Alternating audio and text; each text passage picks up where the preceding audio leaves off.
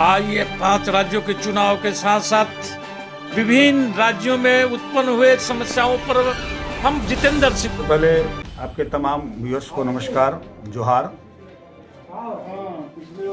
महोदय, जो अभी 5 राज्यों के अंदर चुनाव हो रहे हैं, जिसमें गौर फरमाएं तो आपको लगेगा कि कांग्रेस ही एक ऐसी पार्टी है जो जमात की बात करती है।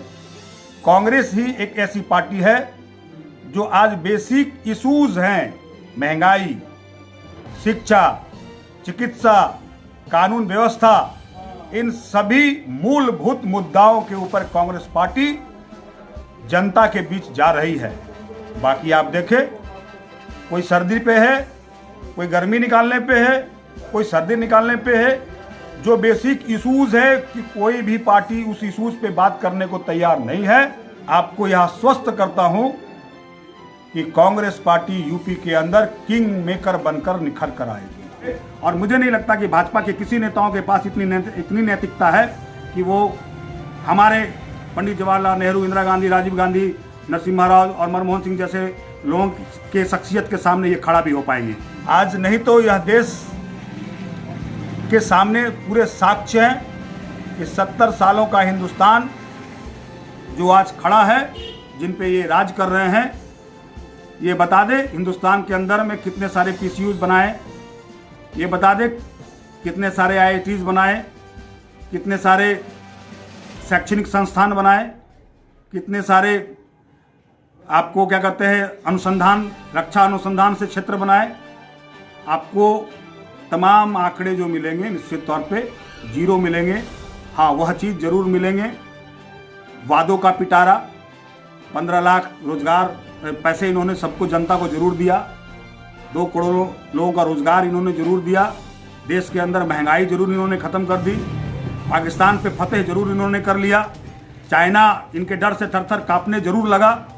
तो इस तरह के जो बने इनके प्रोपेगेंडा के अंदर बेसलेस इश्यूज है, वो इन पर इन्होंने विजय प्राप्त कर लिया। भगवा और हिजाब का लेकर के जो लोगों में एक द्वेष फैला हुआ है, इस पर आप कुछ कहना चाहेंगे? देखिए, यह बड़ा एक ऐसा इश्यूज है, मामला कोर्ट के अंदर है, और मैं नहीं समझता कि जब तक कोई कोर्ट का ऐसा निर्णय ना आ जाए तब तक इस पर कुछ ज़्यादा टीका टिप्पणी किया जाए। लेकिन फिर भी मैं एक बात कहना चाहता हूं कि शिक्षण संस्थानों को शिक्षण संस्थानें ही रहने दिया जाए। आपका झारखंड में भाषा को लेकर विवाद चल रहा है, इस पर आप क्या बोलेंगे? ये जो इश्यूज है ना, ये सब इश्यूज मैं नहीं समझता, फैब्रिकेटेड इश्यूज है ये सब। और हर आदमी को अपनी संस्कृति, अपनी सभ्यता बचाने का अधिकार है, और हर आदमी को अपनी बात रखने का अधिकार है। तो मैं यह समझता हूँ कि जो लोग अपनी सभ्यता, अपनी संस्कृति, अपनी भाषा की बात रख रहे हैं, वह बिल्कुल सही हैं, और जो दूसरे पक्ष अपनी बात रख रहे हैं, उसका भी अपना कोई तर्क है। लेकिन दूसरे पक्ष जो हिंदी भाषा भाषी हैं, वे बोल रहे हैं कि 1905 में जब बंगाल से बिहार का विभाजन हुआ तो हिंदी भाषा भाषी और भोजपुरी मगही के नाम पर ही भाषा का मतलब ये बिहार में लाया गया। फिर ये खोटा और ये सब कैसे आ गया? देखिए, एक्चुअली है क्या, निश्चित तौर पे ये हिंदी प्रदेश है।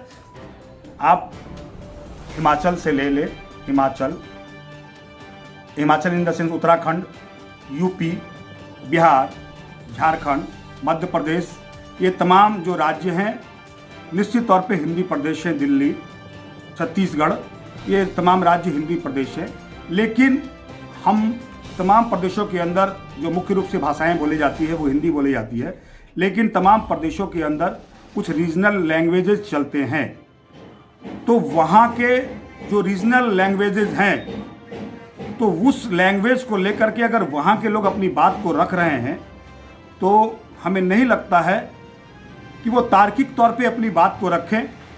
और भाषा और संस्कृति को बचाने में परेशानी कहाँ है? संवैधानिक तरीके से अपनी बात को रखें, और नेतृत्व तो, निर्णय तो सरकार को करनी है। सरकार के संज्ञान में सारे इश्यूज जा रहे हैं, और संज्ञान सारे पक्षों को समझे, सारे पक्षों को जाने, संवैधानिक तरीके से जो रास्ता होता है सरकार उस पर निर्णय ले। खोटा कोई लिपि है क्या? मुझे नहीं लगता है कि बहुत सारे रीजनल्स लैंग्वेज की लिपीज हैं, हो भी सकते हैं, पर जहां तक हमारी जानकारी में है कि कुछ जो रीजनल लैंग्वेज हैं जो झारखंड से भी जुड़े हुए हैं, बिहार से भी जुड़े हुए हैं, यूपी से भी जुड़े हुए हैं, उन सारी भाषाओं की लिपीज शायद नहीं है, तो हम नहीं समझ सकते हैं कि लिपि है या नहीं। हम आपको बहुत ज़्यादा इसके फिर लिपि नहीं तो फिर लड़ाई क्यों? लड़ाई बेसिकली हमने कहा ना, अपनी संस्कृति, आपका रहन सहन, कल्चर, आप जिस भाषा का इस्तेमाल संवाद बनाने में करते हैं, निश्चित तौर पे अगर आप खोटा भाषा का प्रयोग अपने संवाद बनाने में करते हैं तो आपका जो इंटरेक्शन होता है वो बहुत ज़्यादा घनिष्ठता के साथ होता है। और वहीं पर अगर आप किसी दूसरे लोगों से संवाद अगर दूसरी भाषा में करते हैं तो वहाँ पे थोड़ा सा संवादहीनता आती है।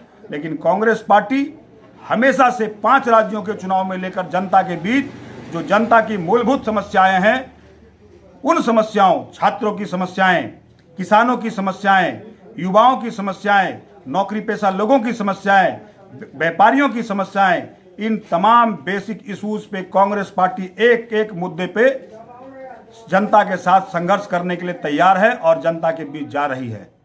लेकिन ये आपका भाजपा बोल रहा है कि उत्तर प्रदेश में आदित्य जोगीनाथ ने इतने अच्छे काम किए हैं कि लोग उनको फिर से दोबारा मुख्यमंत्री देखना चाहते हैं, और लोग इसका बयान वो आपका प्रधानमंत्री जी लोकसभा में भी दे चुके हैं राष्ट्रपति के अभिभाषण में। इस पर आप क्या बोलेंगे?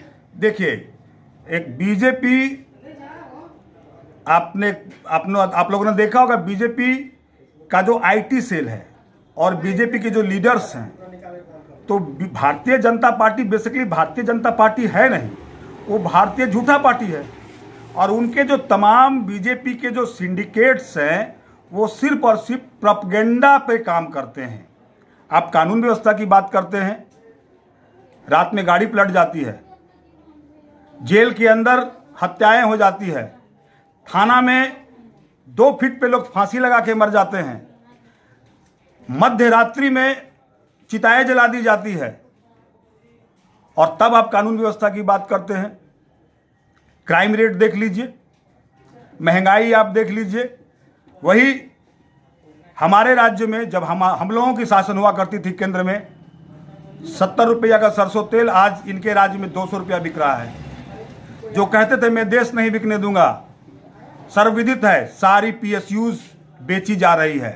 तो बेसिकली कुल मिलाकर आप इसको इस मोटे तौर पे समझे कि यह भारतीय जनता पार्टी एक प्रोपेगेंडा के तहत यह बात करती है कि यूपी में कानून व्यवस्था अच्छा है, यूपी में सब कुछ अच्छा है, लेकिन ऐसा कुछ है नहीं।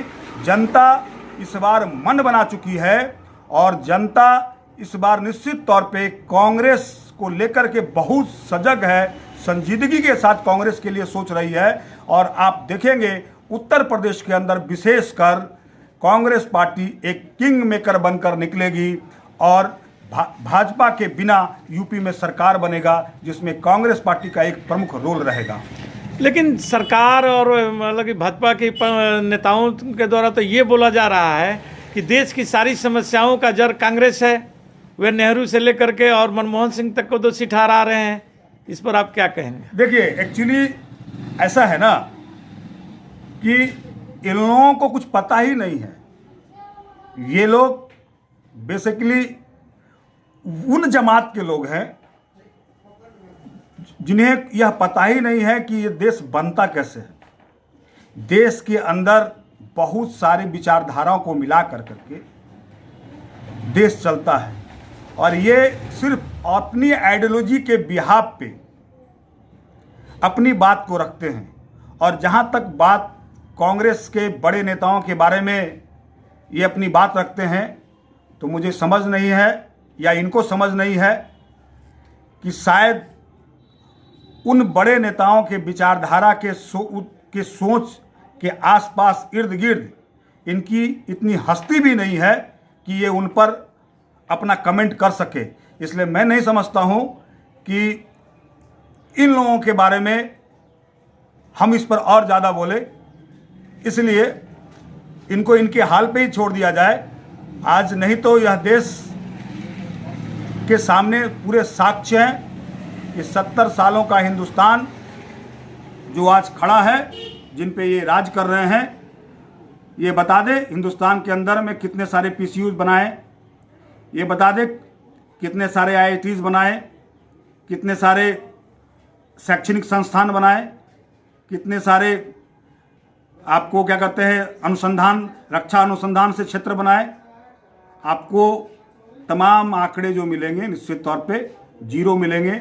हाँ, वह चीज़ जरूर मिलेंगे, वादों का पिटारा, 15 लाख रोजगार पैसे इन्होंने सबको, जनता को जरूर दिया, 2 करोड़ लोगों का रोजगार इन्होंने जरूर दिया, देश के अंदर महंगाई जरूर इन्होंने ख़त्म कर दी, पाकिस्तान पे फतेह जरूर इन्होंने कर लिया, चाइना इनके डर से थर थर कांपने जरूर लगा। तो इस तरह के जो माने इनके प्रोपेगेंडा के अंदर बेसलेस इशूज़ हैं, वो इन पर इन्होंने विजय प्राप्त कर लिया निश्चित तौर पे। और मुझे नहीं लगता कि भाजपा के किसी नेताओं के पास इतनी नैतिकता है कि वो हमारे पंडित जवाहरलाल नेहरू, इंदिरा गांधी, राजीव गांधी, नरसिम्हा राव और मनमोहन सिंह जैसे लोगों के शख्सियत के सामने ये खड़ा भी हो पाएंगे। लेकिन फिर भी जनता तो इन्हीं लोगों की बातों को पसंद कर रहा है, बोल रहा है कि नहीं मोदी ही सही है, देश के लिए सोच रहे हैं। देखिए, इसमें बातें कुछ ऐसी है कि अगर किसी एक झूठ को पूरे प्रोपेगेंडा के तहत और मैनेजमेंट के साथ अगर फैलाया जाता है तो लोगों में यह भ्रम हो जाता है कि शायद यह बात सही कह रहे हैं। लेकिन झूठ की बुलबुलें कितने दिन तक, आप देखेंगे मध्य प्रदेश ये हारे, पंजाब ये हारे, राजस्थान ये हारे। अगर इतने ही पॉपुलैरिटी थी तो ये राज्य ये हारते नहीं गत चुनाव में। अलबत्ता इन्होंने जोर तोड़ से सरकार फिर बना ली, झारखंड भी हारे, इनकी सरकार थी। किंतु ये बुलबुला जो है ना, 15 लाख तो किसी के खाते में आया नहीं, क्या देश मजबूत हुआ? आप समझ सकते हैं। तो निश्चित तौर पे जब पेट में आग लगेगी, जनमानस के पेट में जब आग लगेगी, तो निश्चित तौर पे ये जो बारूद और रेत के महल पे बना किला जो है वो अपने आप धाराशाही होगा। और आप देखेंगे 5 राज्यों के चुनाव के जो नतीजे आएंगे, निश्चित तौर पे इस नतीजों के अंदर ये जो रेत के महल पे बनाए गए, रेत पर बनाए गए जो महल हैं, उनकी दीवारें आपको ढहती नजर आएगी।